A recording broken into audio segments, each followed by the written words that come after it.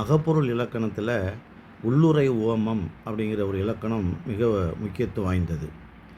புலி போல பாய்ந்தான், தளிரன்ன மேனி, மாறி போன்ற வள்ளல், இவையெல்லாம் ஓமை வெளிப்படையாகவே தெரியுது.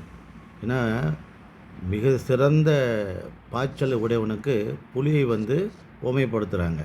அழகான மேனியை கொண்டவங்களுக்கு தளிரை ஓமைப்படுத்துகிறாங்க. நிறைய கொடுக்கக்கூடியவனுக்கு மழையை ஓமைப்படுத்துகிறாங்க. இவையெல்லாம் வெளிப்படையாக ஓமை தெரியுது. இப்போ பாருங்கள், நற்றினில் ஒரு பாட்டு பாருங்கள். ஊதை தூற்றும் உறவு நீர் சேர்ப்ப. அதுக்கு என்ன அர்த்தம்னா, காற்று தூற்றுகின்ற நீர்மிக்க கடற்கரை தலைவனே அப்படின்னு அர்த்தம்.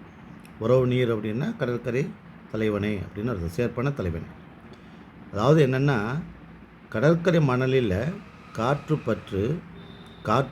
பட்டு அந்த மணலெல்லாம் தூற்றுகிறது. இதுதான் கவிஞர் சொல்லுகிறார்.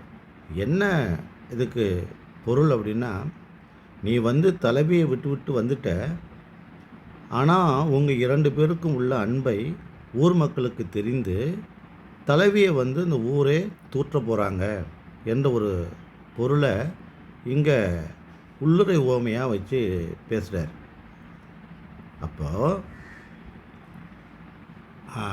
கடல் கொடித்து ஒதுக்கிய அந்த மணலில் சிலவற்றை காற்று அள்ளி தூற்றுவது போல தலைவனாகிய நீங்கள் பெற்ற தலைவியை ஊரார் எல்லாரும் அலர் தூற்றுவார்கள், பழி சொல்வார்கள் என்பது தான். அப்போது தலைவனால் நீக்கப்பட்ட அந்த தலைவியை ஊரார் தூற்றுவர் அப்படிங்கிறது தான் ஓமயம் கவிஞர் கூற வந்த செய்தி. அதை அவர் வெளிப்படையாக சொல்லாமல் ஊதை தோற்றும் உறவினர் சேர்ப்ப என்று மட்டும் ஓமையை மட்டும் சொல்லிவிடுகிறார். எனவே கவிஞன் தான் கருதிய பொருளை செய்யுளில் வெளிப்படையாக கூறாமல் குறிப்பாக மனதில் உறையும்படி ஓமையை கையாளுவதற்கு தான் உள்ளுற ஓமம் அப்படின்னு பேர். இதுக்கு அடுத்து இறைச்சின்னு ஒன்று இருக்குது. உள்ளுற ஓமமும் இறைச்சியும் அகப்பொருள் இலக்கணத்தில் மிக முக்கியமான ஒரு வினாக்கள். அதை அடுத்த வீடியோவில் பார்ப்போம். எனவே இப்போ புலி போல பாய்ந்தான், தளிரன்ன மேனி, மாறி போன்ற வள்ளல் என்ற வெளிப்படையாக சொல்லாமல்